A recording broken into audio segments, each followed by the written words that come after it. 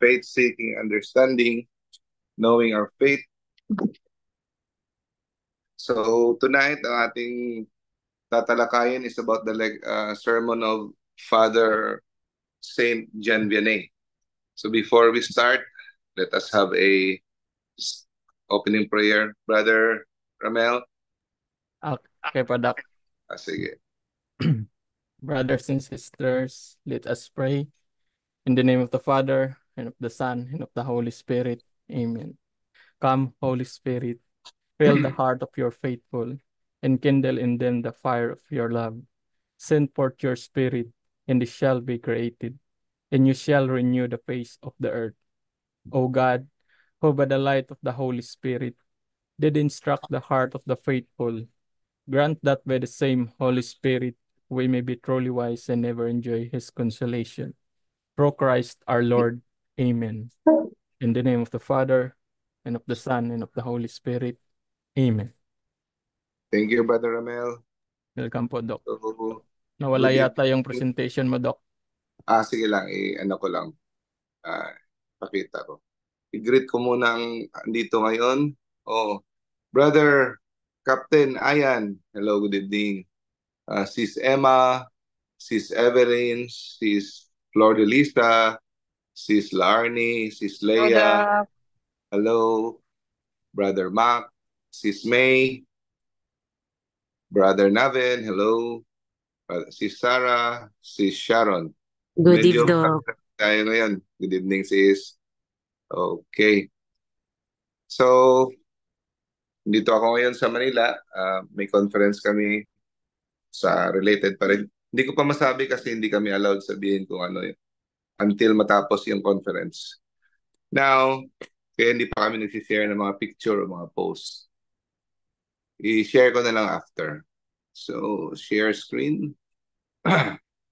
Record.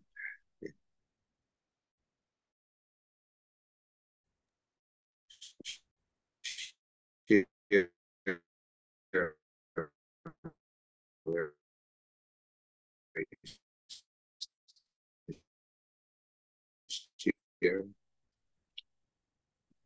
Yes. Ang lecture, share screen. Hello? Yeah, wala po. Nakita na? Apa, Doc. Yes, Doc. Okay. Beware if you have no temptations. Ito ay galing sa ano? Sa lecture ni sermon ni Father, no? So tayo ay mag-aalala, no? Kung hindi tayo dumadaan sa mga pagsubok. Hindi lang siya pagsubok, kundi mga ano nga yung pinakamagandang Tagalog ng temptation? Tukso po. Tukso. No? Tukso yung pinakamalapit. So, temptation. So, mag-aalala tayo. Pag hindi tayo nakaka-experience ng tukso. Kasi marami sa atin nag-aalala at nag-worry tayo, no? Nade-depress kasi ang tagal-tagal na natin sa kay Lord, tapos dumadating itong mga tukso. Ang titindi pa minsan, di ba? Mga malalaswa, mga struggles. So feeling natin, um, walang nangyayari sa ating spiritual life dahil andito ito. Pero mga kapatid, good news, mas okay po yan. No? Kasi mas delikado kung hindi na ito dumadating na feeling natin napaka-banal na natin na hindi na tayo tinutukso na maghigante, hindi na tayo tinutukso na sa kalaswaan, sa mga katamaran, sa pagiging madamot, mga ganun. Mas matatakot tayo niyan. Ha? So, okay. Let's move on. Ang tanong, so sino ba, para sa tingin nyo, sino ba yung parating hinahabol ng Diablo? No? Sino ba ang mga taong parating niyang tinutukso? Yun bang mga taong mga gamblers, drunkards, immoral, no, adulteros.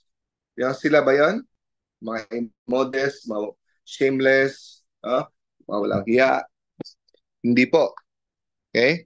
Ang sabi ni Saint John Vianney, actually, yung mga taong yon ay kinamumuhian, mga klaseng taong yon, kinamumuhian ng devil. No? At hinahayaan niya lang sila. At hindi niya sila hinahabol. Okay? Kasi pag sila ay parating gagambalain ng Diablo at hahabulin, baka iiksi pa ang buhay nila. Okay. So meron tayong bagong ngayon, no? Learning. Isa sa mga rason kung bakit mahahaba ang buhay ng mga masasama. Una, binibigyan sila ni Lord ng chance. Pangalawa, gusto rin ng Diablo, no? Gusto rin ni Satanas na hahaba ang buhay nila. Ngayon ko lang ito nalaman nung na nabasa ko itong kay Saint John Vianney. Mas gusto pala ng Diablo na hahaba ang buhay ng mga masasama. Bakit? Kasi the more hahaba ang buhay nila, magiging example sila, mas marami silang mahahawa. Okay? Mas marami silang mahahatak patungo sa pagpakakasala. The more their bad example and they will drag people into hell. So, maraming mga madadala papunta sa impyerno dahil sa bad example. No? Yan ang strategy ng demonyo. Kaya pinapabayaan sila.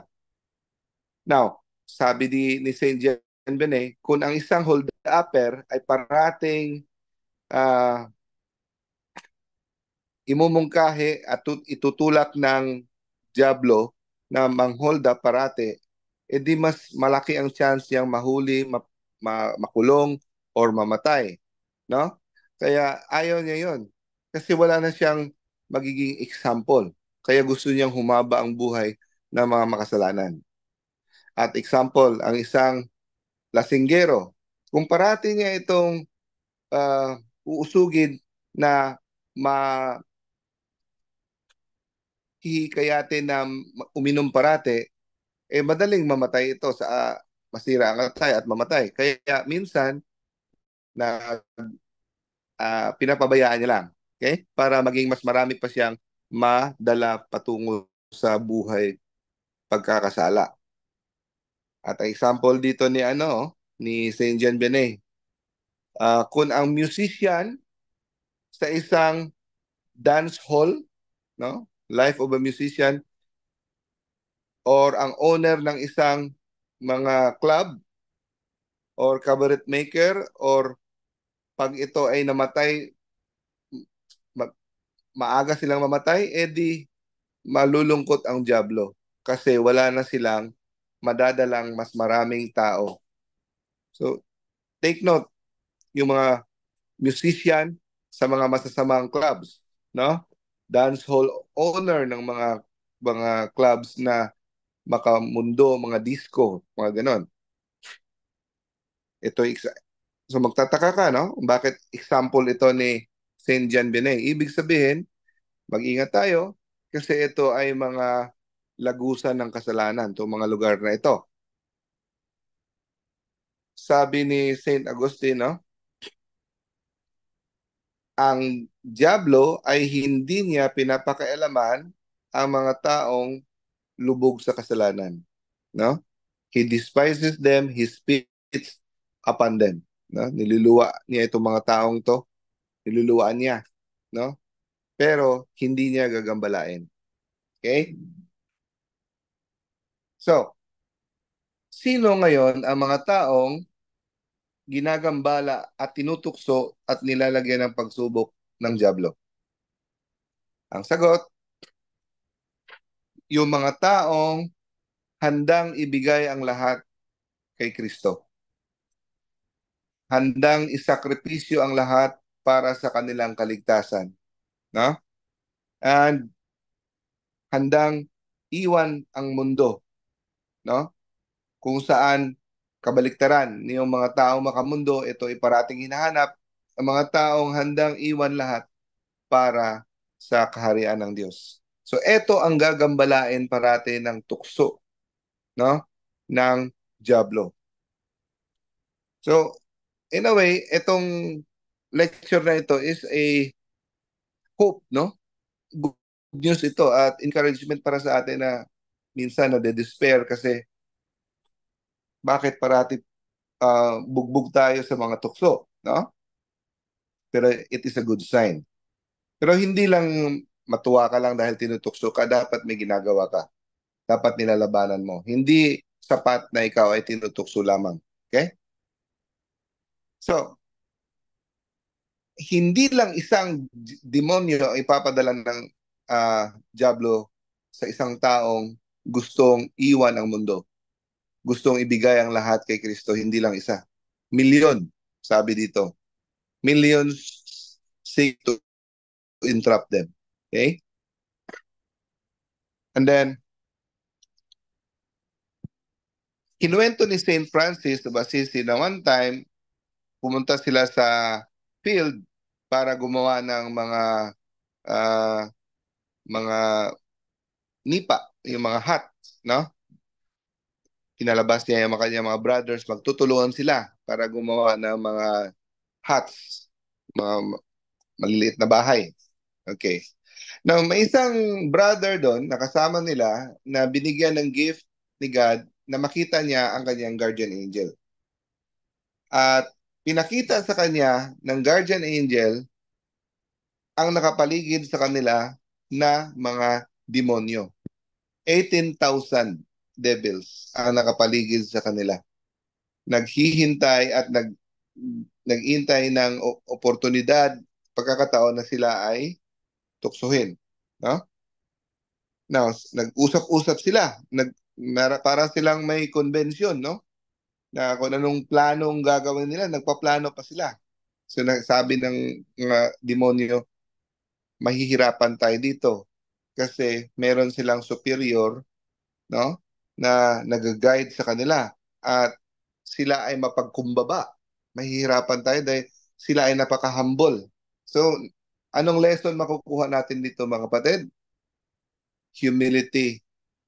Mahihirapan talaga ang Diablo sa atin when we are humble. So they are very humble and they have virtues.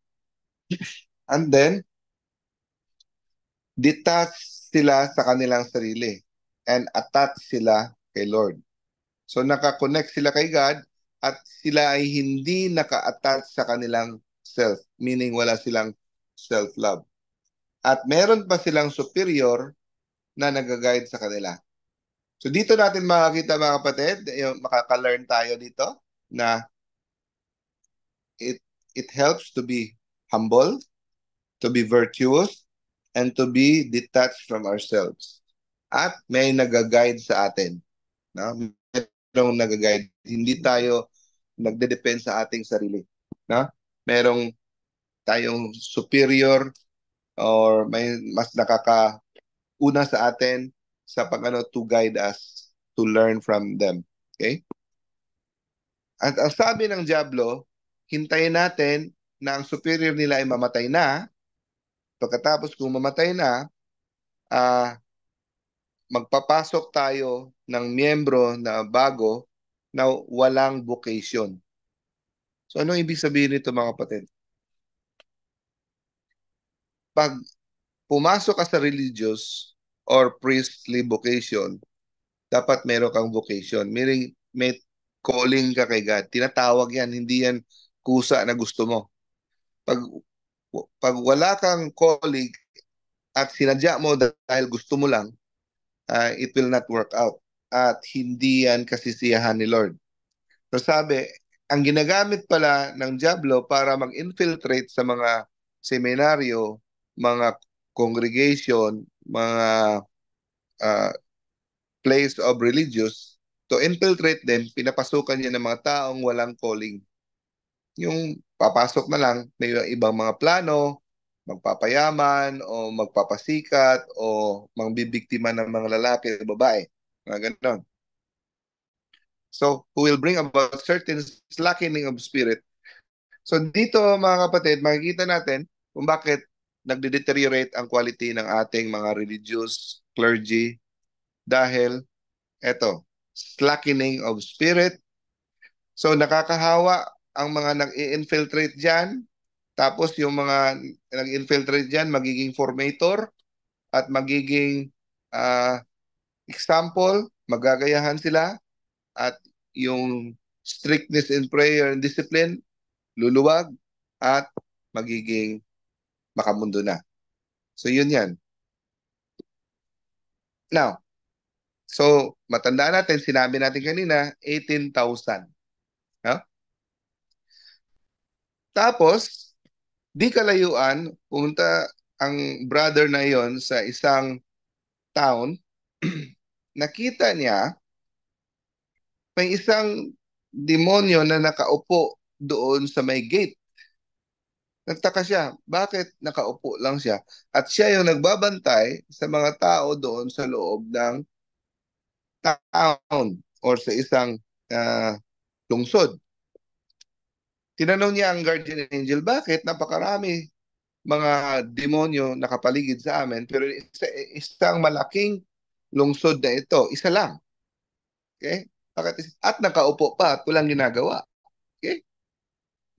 Ang sagot ng angel, dahil yung mga tao sa loob ng lungsod na ito ay sa kanya na.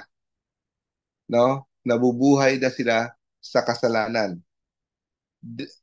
They have enough bad in themselves na hindi na sila kailangang tuksohin. Hindi na sila kailangang iyud-yud. Sa kanila na mismong sarili sila sapat ang kasamaan sa kanilang loob. No? Pero sa inyo, kailangan marami dahil kahit anong kayod ng mga diablo sa pagtukso sa inyo, no? Lumalaban kayo. Yun. So, ang tanong, ano ba yung unang mga tukso na binibigay niya sa mga taong gustong bumalik sa Diyos? Yung nabubuhay sa kasalanan, gustong umiwas at tumil sa mga buhay makamundo. Ang unang binibigay ng Diablo ay human respect. Uy, masama pala yung human respect. No. Ano ibig sabihin nito, mga kapatid? Human respect, yung masyado kang nag-aalala kung anong sasabihin ng tao sa iyo. Yan. Iniisip mo kung wala, baka sabihin nila baduy ko, baka sabihin nila corny ko, others na ako, baka sabihin nila parisiyo ako, or sino akong ah, matuwid, ganun-ganun. So, yun ang technique ng Diablo. Ipapadama niya sa atin, no, na para tayo ay mahiyang magbago. So, mahiya na tayong iwanan yung mga barkada natin, baka may kung anong sasabihin ng barkada natin, no? At hanggang darating ang punto na mahihiya ka ng gumawa ng mabuti sa harap nila.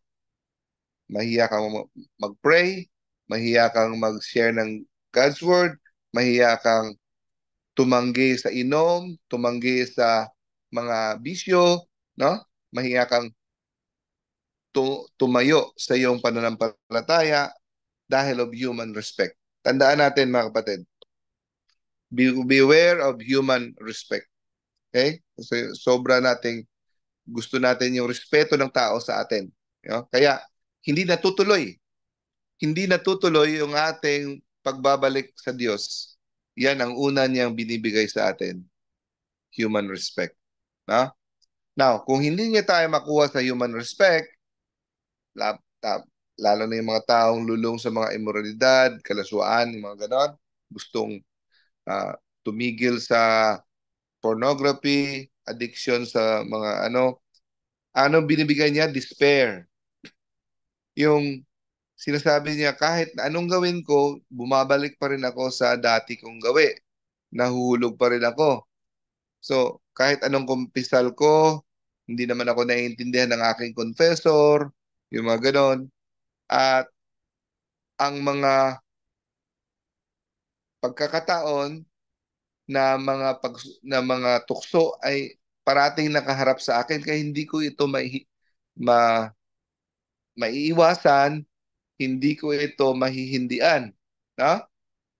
Kaya nagde-discourage at hindi na nagpapatuloy sa pag-iwan sa buhay makasalanan.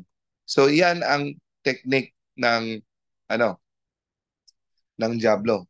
So mag-ingat tayo. Now, ang tanong, bakit, no? Why is it, my dear, that when someone gives no thought to all to saving his soul, when he is living in sin, he is not tempted in the slightest? Di ba? Ang taong hindi nag-iisip para sa kanilang kaligtasan or nag-iisip naman pero hindi seryoso kasi akala nila mabait na sila, akala nila mabuting tao sila, bakit hindi ito ginagambala? No? Parang at peace lang sila parati. Pero yung tao na may kahit konting balak na magbago, inaatake ka agad ng Diablo. Pinapadalhan ng mga suliranin, pagsubok sa buhay. Pero mga kapatid, I'm not saying na yung mga makasalanan hindi na nakakaranas ng pagsubok sa buhay. Masama ka man o mabuti, parehong nakakaranas ng pagsubok sa buhay. Pero mas lalong umiigting ang pinapadala ng Diablo. Hindi lang pagsubok, kundi tukso mismo sa ating puso at isipan. So sa mga tao makasalanan, walang dumadating na tukso sa puso at isipan kasi para lahat ng ginagawa nila parang natural na lang. Wala nang struggle kasi. Wala nang struggle. Ha? Pero yung mga taong gustong magbago kahit konti, agad-agad andyan siya para umatake. Sabi ni Saint Augustine, no? Para ang Diablo, para siyang yung BGMP na nagbabantay sa kulungan na ang susi andyan sa kanya. So alam niya na hindi naman sila makakalabas, kaya secured sila, no? Pinapabayaan niya lang. Kasi ang susi ay nasa kanyang bulsa. Yun ang mga makasalanan. Hinahayaan lang nila dahil sila lahat in the state of mortal sin ay nasa loob ng kulungan. Now, sa mga makasalanan na walang balak na iwanan ang kanyang kasalanan, no? Hindi na niya tinutukso. He does not go to the trouble of tempting him. Bakit? Waste of time lang sila. Kasi ang efforts niya ay binibigay niya doon sa mga taong nagbabalak magbago. Kaya mga kapatid, lalo na sa deliverance and exorcism, tanong sa iba, bakit ito, ang daming makasalanan, hindi naman hinaharas? Di ba? Hindi hinaharas, hindi naman napoposes. Tapos ito, estudyante, mabait naman, tapos hinaharas. May mga demonic oppression, obsession. Pero ito yung mga grabe ka makasalanan, hindi napoposes. Bakit? So ngayon, alam niyo ng sagot, di ba? Bakit niya papagagambala? So, kagaya ng example, may isa kaming na-handle na pasyente na possessed. Okay?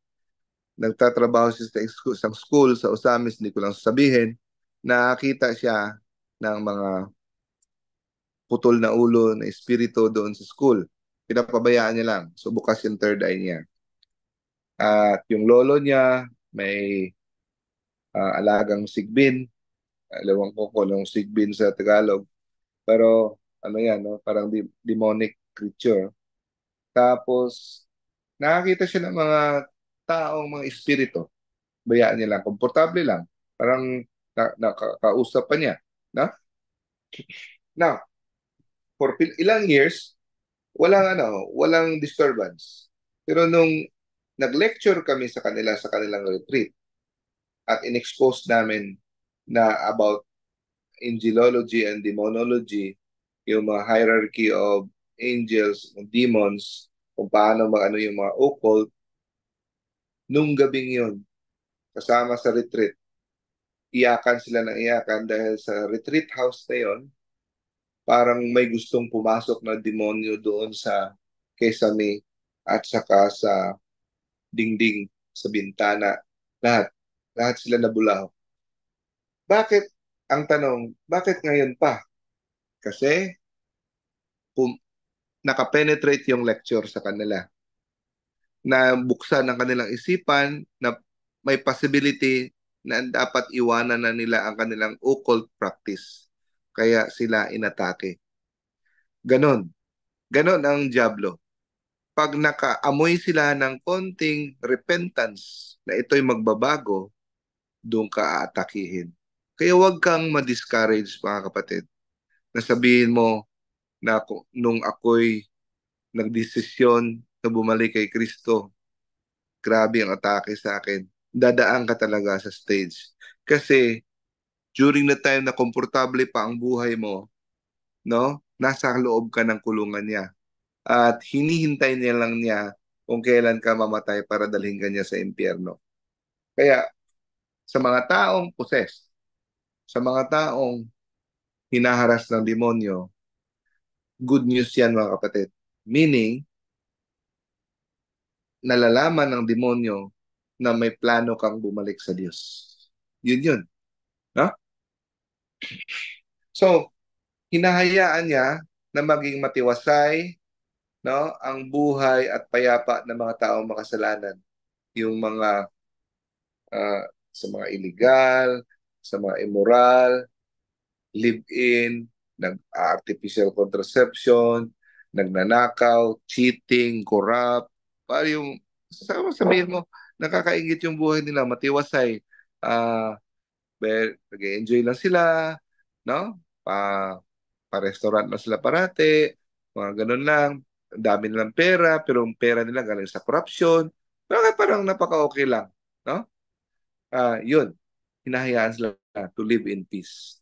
At tinatago ng Diablo sa kanila na hindi nila makita kung ano ang totoo nilang sitwasyon ng kanilang kaluluwa. At pag malapit na silang mamatay, sa bingit ng kamatayan, doon na bibigyan sila ng horror ng kanilang kasalanan para sila ay matakot lumapit sa Diyos at magiging desperado kagaya ng ginawa ni Judas, no? Nagpatiwakal. So, pag malayo pa, hindi niya ipapakita sa iyo yung totoong sitwasyon ng iyong buhay, yung kaluluwa. Pero pag sa bigit ka na ng kamatayan, yung naghihingalo ka na, doon kanya bibirahan ng ng horror ng iyong kasalanan para ipadama sa iyo na ikaw wala ka ng pag-asa. Okay. Pero sa mga taong nag-isip na baka magbago siya at babalik sa Diyos at iwan niyang kasalanan, atake na karumaldumal ang masasapitin niya. Sabi ni Saint Augustine, nung siya, alam niyo naman na si Saint Augustine ay dumaan sa buhay immoral, di ba?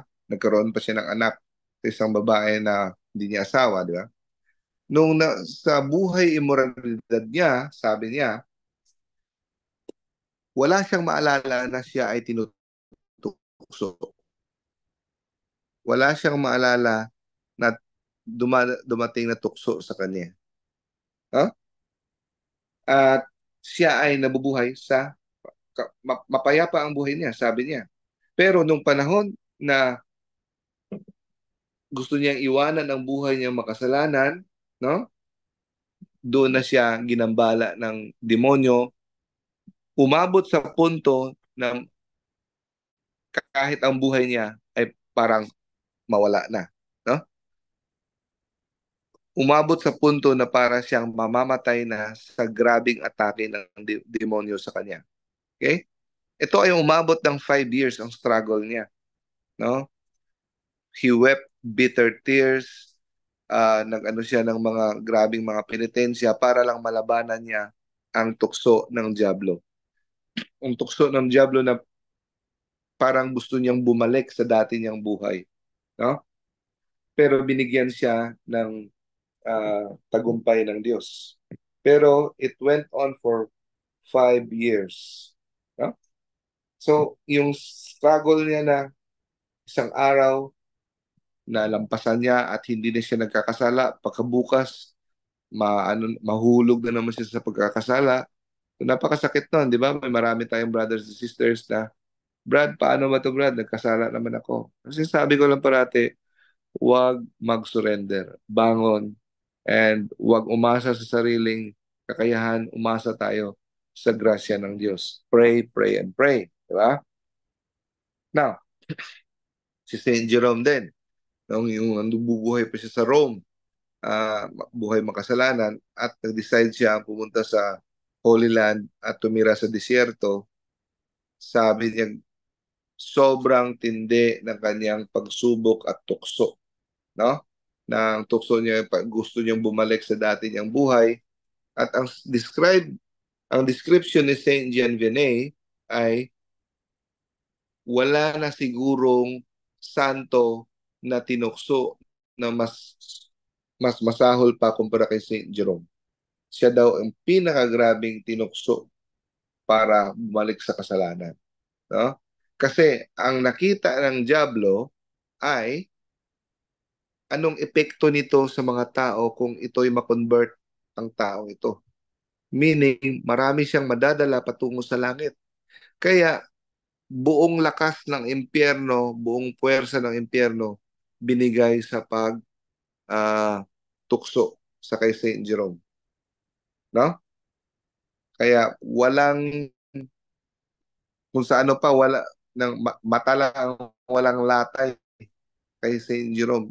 So, di ba si Saint Jerome, siya yung nag-translate ng uh, Greek translation into Latin Vulgate, no? Siya yung nag-translate. Hindi lang natin alam na grabe ka-terrible pala ang kanyang pinagdaanan, no? Now, kaya makita mo, meron siyang bungo sa kanyang mesa parati, di ba? Saint Jerome, para maalala niya na ah, tayo mamamatay at importante ang ating kaluluwa kumpara sa ating katawan. So dito natin makikita mga kapatid na pinapayagan ng Diyos ang matinding tukso at pagsubok sa mga great saints. No?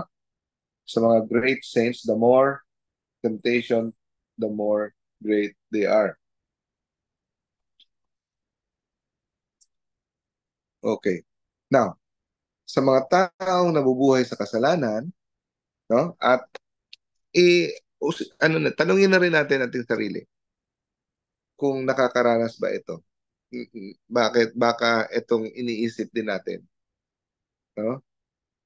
Hinahayaan niya tayo binibigyan niya tayo ng huwad na kapayapaan, false peace.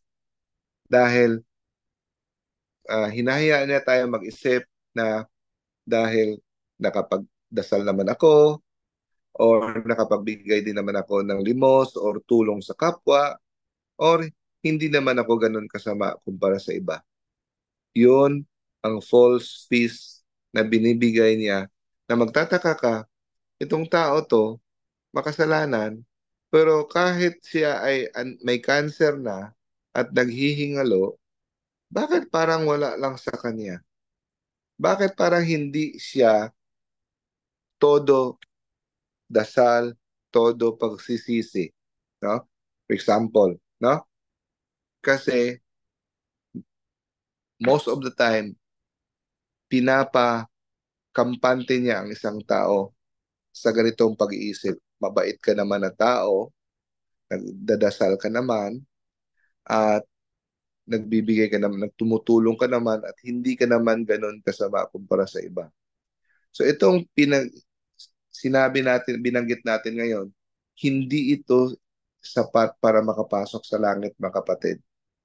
Kailangan natin, we have to love God with all of our hearts, all of our minds, all of our strength, all of our soul. Bigay natin ang lahat sa Diyos at mag-detach sa mundo. Yung sinabi kong we have to love our God with all our minds, with all our hearts, with all our strength, hindi ko gawa-gawa yan mga kapatid. Yan ang utos ni Kristo sa Biblia mismo para makapasok sa langit. Hindi yan showbiz. Hindi yan ka-istriktuhan. Na? Now, so, um, ang ang standard ng mundo iba. Kaya kung tanungin mo yung mga makasalanan diyan, yung nag gumagawa ng illegal, yung nagbebenta ng laman, o ano man diyan, no? Pag tinanong mo sila, malamang sasabihin nila, hindi ko nga maalala kung natutukso ba ako. O, no? Kung ano yung ibig sabihin ng pagiging ah, ma, matukso. Okay? So, dito natin makikita na the most terrifying temptation of all is not to be tempted. Ang nakakatakot na tukso ay pag tayo ay hindi nakakaranas ng tukso. Delikado yan. Kasi ibig sabihin, andun ka na sa mga kamay ng Diablo at hinihintay niya na lang na ikaw ay i-escort niya sa impyerno. No? At hindi rin niya ipapaalala sa iyo yung mga nakaraan mong mga kasalanan. So, huwag kang malungkot mga kapatid pag naalala mo yung mga nakaraan mong kasalanan. Kasi galing sa Holy Spirit yan. Pinapasisi ka ng mga nakaraan mong kasalanan para uh, magpipinitensya ka dyan. No?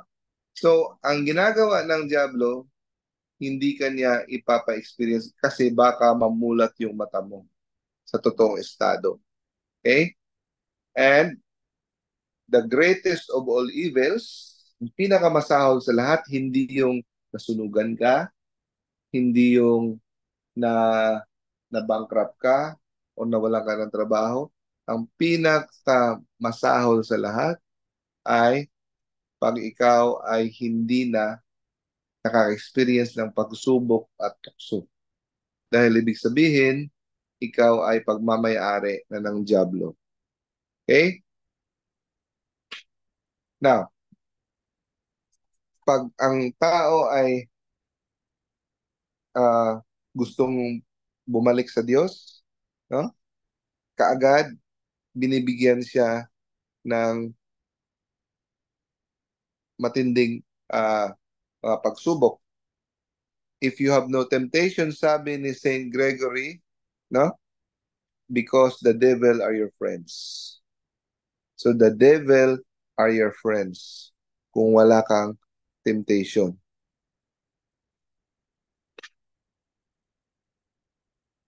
At ito, nakakatakot. Sabi ni Saint Augustine, the greatest temptation is not to have temptation because itong taong ito pinaubaya na ng Diyos. Ni-reject na ng Diyos, no? Inabandona na ng Diyos sa kamay ng Diablo at sa kamay ng kanyang mga passions. So dito natin makikita mga kapatid na pag tayo ay pinadalhan ng Diyos ng grasya na para imungkahing magbago, hindi natin dapat ito i-resist. Sabi sa Bible, di ba? I am at the door knocking. If anyone hears me, open the door and let me in. Buksan niyo ang pinto at papasukin siya. Huwag niyong pa siya parating tanggihan. Darating ang panahon na hahayaan ka niya. Hindi ka nabibigyan ng tukso, hindi ka nabibigyan ng pagsubok, matiwasay at mapayapa ang iyong buhay hanggang patungo sa impyerno. Doon ka matakot pag wala ka ng tukso at wala ka ng mga subok dahil inabandona ka na ng Diyos. Yun. At baka sabihin nyo, biblical ba yan bro? Na nag-aabandona ang Diyos? Diba sabi ni sa Bible, God is mercy. Lahat gusto niya mag-ano. May biblical yan. Na aabot ang punto na parati mong hinahayaan ang grasya ng Diyos. Ikaw ay aabandonihan ni God. Pero habang buhay ka, huwag kang mawalan ng pag-asa. Okay? Ito yung nangyayari, pero hindi natin alam hanggang kailan. Basta ang alam lang natin, hanggat buhay ka pa, meron kang pag-asa at huwag mong abusuhin ang awa ng Diyos. Huwag mong abusuhin na sabihin mo, doon nasa bingit ng kamatayan ako maghihintay kasi ang Diyos ay may awa. No. Kasi ang Diyos, respetuhin natin kasi pwede siyang magpasya na i-abandonan niya tayo sa kamay ng diablo. So, dapat we should expect temptation. No? We must expect temptation. So, nakakalungkot daw pag hindi natin alam na tayo pala ay andun na sa panahon sa sitwasyon ng tukso. Okay? So ano yung sinasabi natin na pag tinanong mo isang tao hindi niya alam na tinutukso siya? Ito yung tukso. Pride, no? Vanity, yung parati mong inaasam yung mga walang kabuluhang mga bagay, gusto mong parating sumikat, no? Magiging maganda sa paningin ng iba. Hindi naman yung maganda, kasalanan yung maging maganda. Yung gusto mo parati ikaw ay mataas at titingalain, no? At jealousy, natutukso kang maging jealous, natutukso kang mag-hate, revenge, and forgiveness. So ito yung mga tukso, no? Na sinasabi at iba pa. Minsan naman, dumadating ang devil sa atin, tukso, sa pagpapakita sa atin ng mga malalaswang mga imahe sa ating isipan. Ha? At sa ating prayer, dinidistract tayo. Ha? Para hindi tayo makapag-pray. So, huwag tayong malungkot pag dumating ito. Temptation ito. Ito ay pagkakataon na mapapatunayan natin pagmamahal natin sa Diyos. Pag ito ay dumating, labanan natin. Pag nilabanan natin ito, nagiging points ito. Nagiging merits. Gold medal ito sa Olympics pag tayo'y naka naka-survive sa tukso. Okay? So kahit sa panahon ni Adan, no, walang mga santo na hindi dumaan sa pagsubok at sa katukso. Greatest saints have been tempted, no, very much. Kahit nga si Jesus tinukso, no, sa disyerto 40 days and 40 nights. Ibig sabihin, dapat tayo ay tutuksoin rin.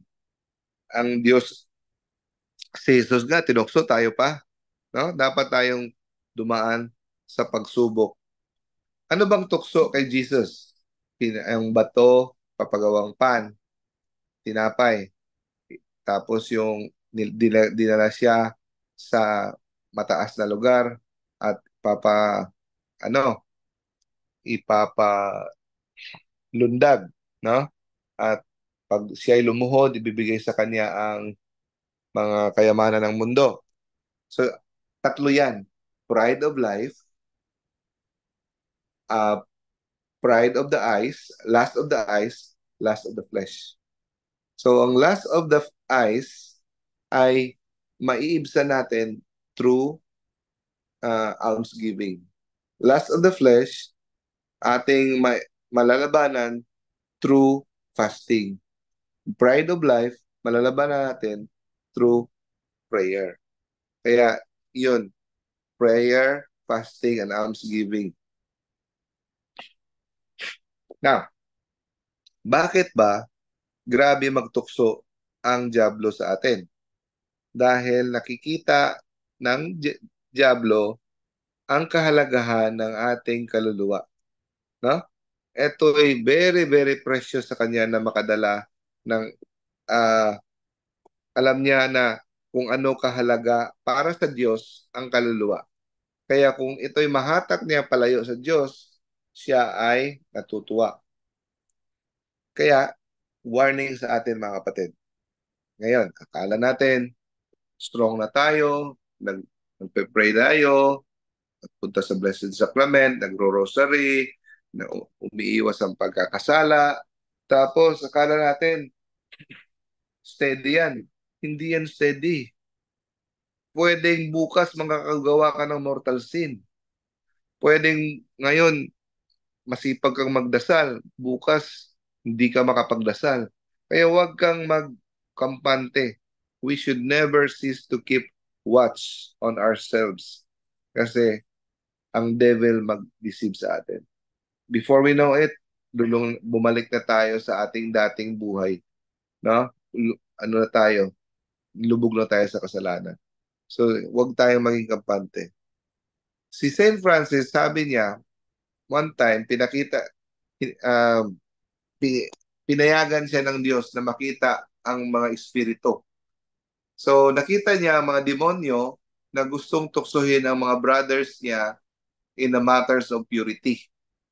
So, pinapana sila, no, ng ng tinitira sila ng pana ng mga diablo.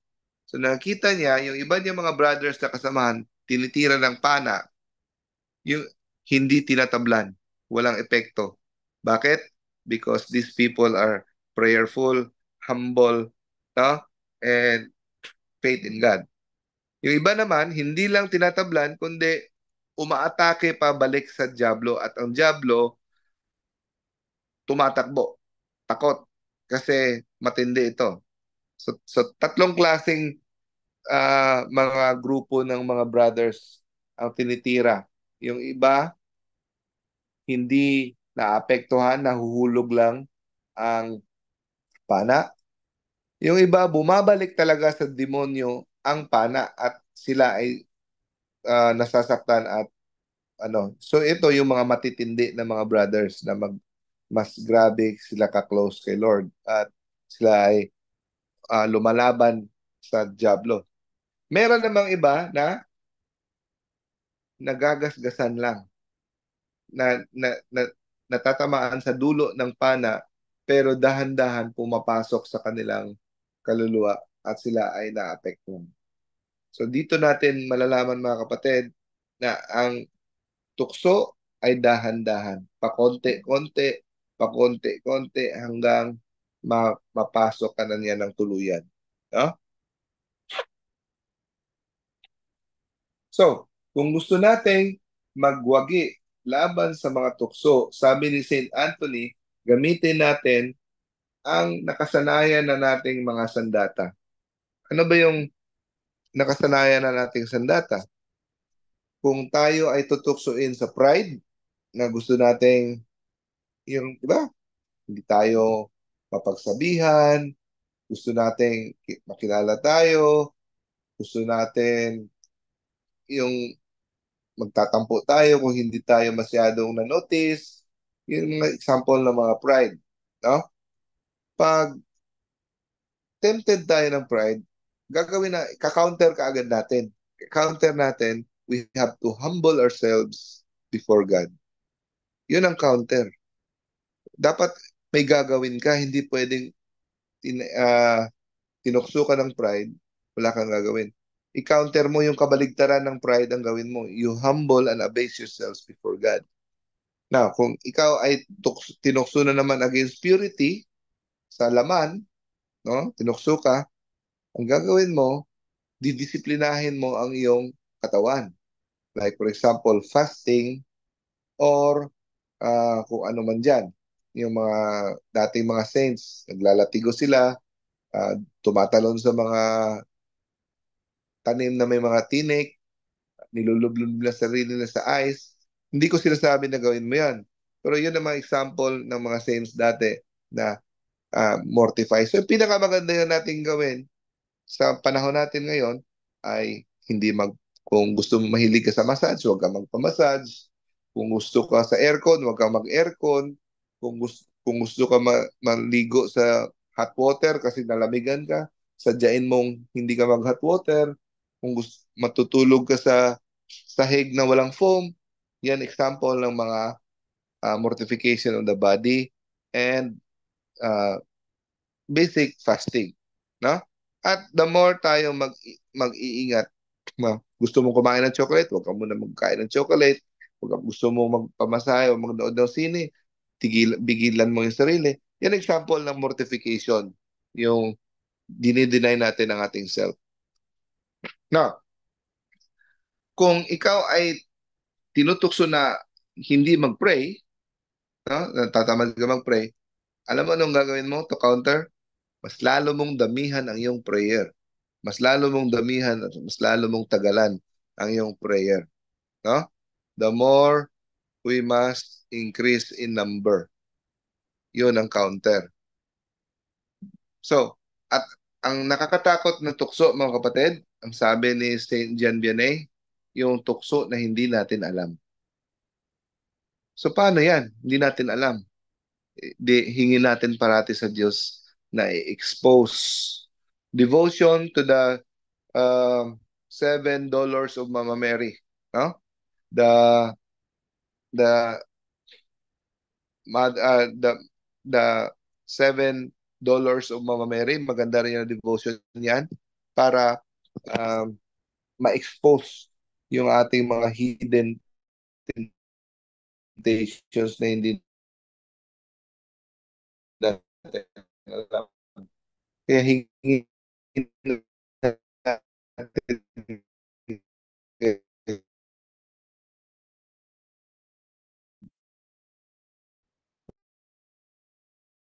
nation of conscience, mga tinutok yung malayan, tinutukib at kung ano-ano pa dyan, hindi natin namamalayan. Okay? Now, kwento ni Saint Gregory, may isang religious na nagpaalam sa kanyang superior na gusto niya nang umalis, lumabas. Kasi sabi niya, nafe-feel niya na si God ay hindi kalooban ng Diyos na manatili siya sa loob ng monastery. Pero sabi ng superior, alam mo anak, no? Ang hindi yan galing sa Diyos, yung kagustuhan mo, galing yan sa Diablo. Ayaw niya lang manatili ka dito para maligtas mo yung kaluluwa. Pero nagpupumili talaga yung religious, sabi niya, ay hindi, lalabas talaga ako kasi hindi ito kalooban ng Diyos. So, hindi siya nakinig. Tapos, paglabas niya, lumuhod yung superior at nagdasal kaagad na bigyan siya ng sign yung taong yon na gustong lumabas para mamulat ang mata niya na ito ay tukso galing sa Diablo. Bago ang prayer superior, agad na sumigaw sa labas yung religious. Kaya tulungan niyo ako, inaatake ako ng dragon. Inatake siya ng dragon. So, lumabas sila lahat at sinaklolohan siya at doon niya nakita ang nakahandusay na halos wala ng buhay. Dinala siya balik sa sa monasteryo at siya ay nasalba.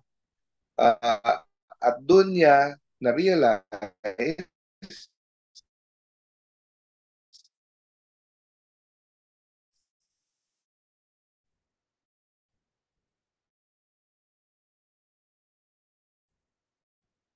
na ito ay tukso. Ma-recognize ang temptation at tukso sa harap natin pag hindi natin hiniling sa Diyos. No? Pag hindi natin hiningi at magdasal sa Diyos na malalaman ito. So, moral of the story, ask God to expose to us the temptations. Ano pa? Uh, Dapat i-welcome natin ang tukso sa buhay as a way to prove our love for God. At delikado pag hindi na tayo nakakadama na tayo ay tinutukso. Okay? So, God bless us all. Hello. Kumusta naman yung audio, brother. Okay lang? Naririnig lang? O, okay po, Doc. Kaso dito sa parang panghuli, nawawala yung signal mo. Okay, okay. Kaya Dito, konti lang naman na, ano, na ah, paragraph na, ano, instance. okay, okay. So, yun. Ah, so, sino ang mag-volunteer? Oh, yung dami natin ngayon, no? Ah, sino pa yung hindi ko nag-greet kanina? I-greet ko lang ngayon. Hindi ko mabasa itong Japanese sign. Sis or brother iPad. Sis Sharon, sis brother Rene, brother Pogsgred, uh, yun brother sis Marivic, sis Marina, sis Marijon, hello, sis Leia, sis Laarni, brother Christoph, sis Josefina, sis Jan, yeah, sis Flor de Liza, sis Evelyn, sis Dina, sis Chona, sis Arlene, sis Dalia, sis Christine. Yun. Good evening sa inyong lahat. Ano kayo? Extra points kayo kay Lord dahil nagtiis kayo dito sa Zoom. Wala tayong ano ngayon, no? Facebook kasi cellphone lang ito. Okay, so sinong gustong mag-closing prayer? Captain Ayan, andyan ka pa? Yes, yes, Doc. Rinig ako. One, two, three. Rinig. Hello. Yes, sir. Naririnig po natin, sir. Yes pa. Rinig. Okay. Okay. In the name of the Father and the Son and the Ayan. Holy Spirit. Okay Gusto na, ko. Doc. Let's start. Yes, Doc. I will, I will. Sige bro. Closing prayer In the tayo. name of the Father, the Son, and the Holy Spirit. Amen. Heavenly Father, thank you for the wisdom shared in this lesson from Dr. Jose D. Cheng. Help us to grow in faith and live according to your word. Guide us with your Holy Spirit as we continue our journey with Christ. Bless us and also our loved ones and keep us close to you always. This is we ask in the name of Jesus Christ, our Lord. Amen. Mama Mary, pray for us. Saint Philomena, pray for us. In the name of the Father, the Son, the Holy Spirit. Amen. Amen. Sige bro. Saan ka ngayon bro? Thank you, Doc. Saan ka ngayon? Karating lang namin sa Vietnam, Saigon. May sinila ako sa iyo sa Okay. Messenger. Yung statue ni Mama Mary doon sa approaching sa Sige isla. bro. God bless, God bless. Okay, thank you, Doc. Thank you. Wow, God wow. bless. Sige. Thank God, you. God bless everyone. Welcome. Bye-bye. Bye. So, thank you, brothers and sisters, for attending. Thank you din, Thank Doc. you, Doc. Uh, Thank you, thank Doc. you. God Ingat bless ka, all. See Bye, you Doc. next week. everyone. Thank you, Bye. Doc. Thank you, sis. Bye. Bye.